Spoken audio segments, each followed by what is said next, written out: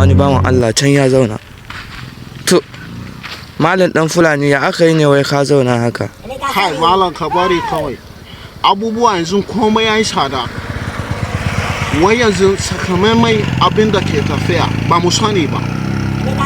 Nan in muka je siyan Fanta shi ma ƙara kuɗi. Ƙosai ya ƙara kuɗi. Shin sha ana ce mana cewa Buhari ke da matsalan nan. To yanzu gashi lokaci ya yi Buhari ya sauka. Amma wanga Tinubu ya hau. Amma lissafi ya ƙi canjawa har yanzu ba. Mu ba mu sani ba. Laifin 'yan kasuwa ne ko kuma laifin shugaban ƙasa ne. To gashi nan dai Allahu alam. Gaskiya ya kamata wannan rayuwa da muke shigi akwai mashala sosai, ya kamata a gyara shi saboda muna cikin mawuyacin hali. Komai ya yi shada.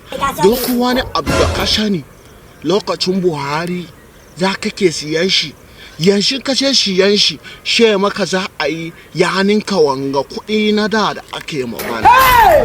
Ni dai yanzu abin da za mu she Allah ya kawo mana sauki a wanga lamuran saboda muna cikin mawuyacin hali. Yanzu ka duba fiyo wata, kuma fiyo wata wai shi ma kara kuɗi. Ka zai saka rayuwansa. Allah ya magance mana wanga matsala.